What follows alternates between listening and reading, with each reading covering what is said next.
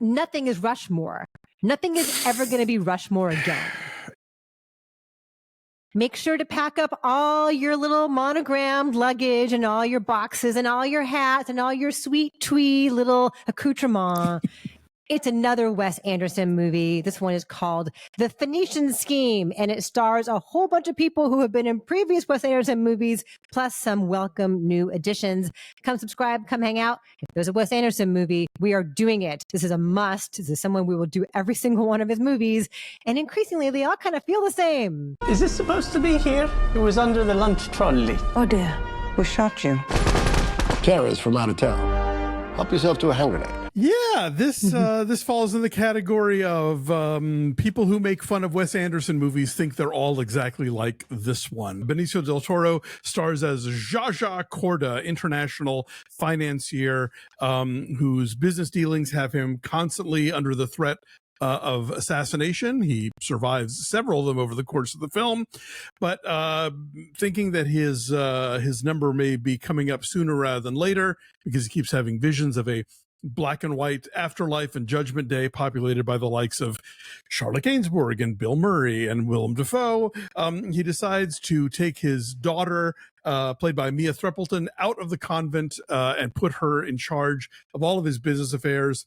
What are his business affairs? Well, there's this Phoenician scheme, see, and getting that completed involves going to a whole bunch of other financiers, including Tom Hanks and Bryan Cranston and Scarlett Johansson and Matthew Amalric, and eventually his own half-brother, played by Benedict Cumberbatch.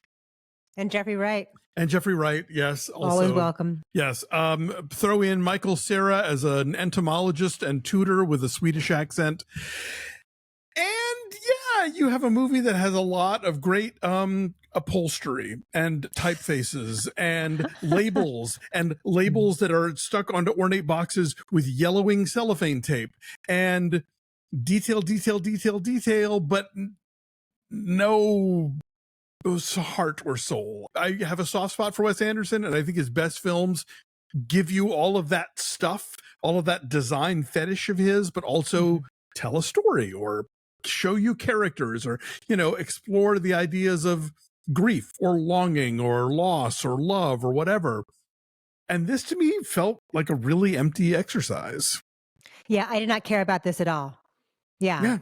I didn't even really want to bother trying to follow the plot because a plot increasingly is not important in Wes Anderson movies. It's about like setting up this new place and this new, whatever set they've designed, which is meticulous and ornate and weird and full of detail.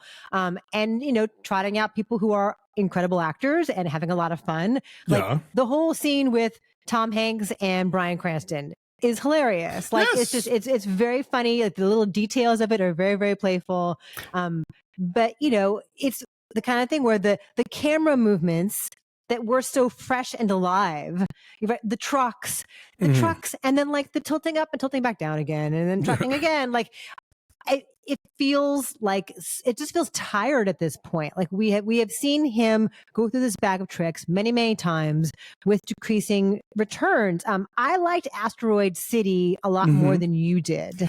And that's a movie that grew on me. And who knows, maybe this one will too. Asteroid City, when I saw it again and contemplated it more, it's like, okay, this is a movie about the idea of theater and the idea of performance and storytelling. And, which I got a little lost in because it's like, it's a TV show of the play of the but there was a payoff eventually. But this falls more in that category of like, the French Dispatch or the Darjeeling Limited. Totally. It's like, I don't give a shit about any of this, but ooh, the towels are so cool, Yeah, every like 3 or 4 movies, he finds that balance between all the delightful, whimsical stuff that he's cramming into the frame and actual characters that have recognizable emotions and there are stakes and you care about them. I feel like Moonrise Kingdom did that. I like Fantastic Mr. Fox a lot. Yep, me too. But nothing is Rushmore. Nothing is ever going to be Rushmore again. Yeah. Right? Or even the Royal Tenenbaums, Even you know. Royal Tenenbaums, yeah. Yeah, no, I agree. And I mean, I hope it will be. I hope that he is kind of working through stuff and figuring out what the secret balance of all the things is. But yeah, this one to me just kind of felt lost in the art direction, and it's exquisite art direction. If you want to go to these movies just to see it, just to see, you know, those symmetrical frames and to see all of those labels and logos and, you know, fake book covers and curtains that match the upholstery and all that stuff. It's all there, but that's kind of it, you know. And yeah, you're right. There are laughs along the way. He is up there with like Godard and Hal Hartley as the king of mining deadpan for humor. But yeah, this just doesn't. I felt nothing. Yeah, and Mia Threapleton is a great addition to this ensemble and does beautifully with that kind of deadpan delivery.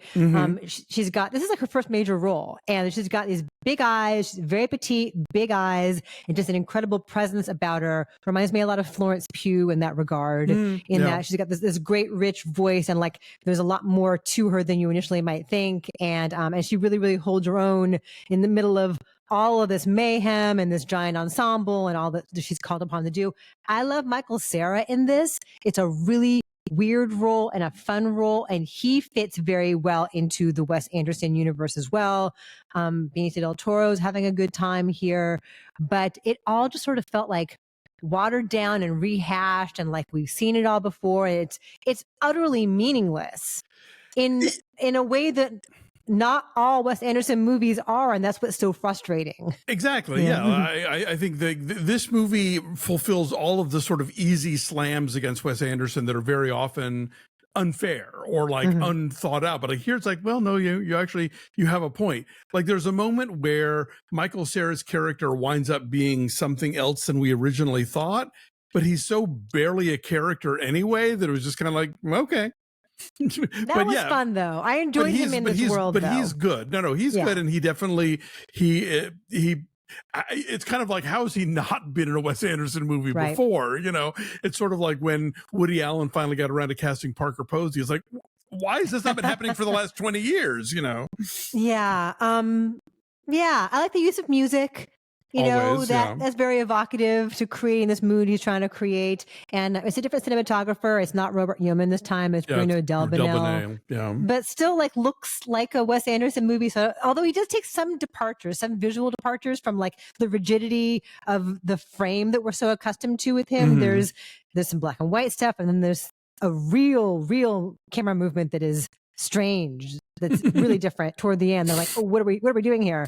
So every once in a while it's like, oh, that's exciting, that's different, but mostly it's a lot of the same that we are used to by now.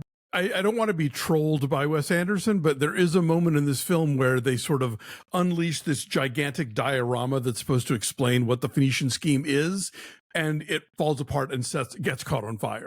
And I'm like, metaphor? Maybe? Right. I don't know. I'm not taking the bait, Wes Anderson, but I'm thinking it. Okay. All right. What is your number then on the Phoenician Scheme? 5.5, and mostly just for the craft departments, you know, gunning 110%. Yeah, I'll say 5. This is one of my least favorite Wes Anderson movies ever, despite some performances I enjoyed, some details I enjoyed. So Phoenician Scheme is in limited release this weekend, goes wider next weekend. Will you see it? Let us know.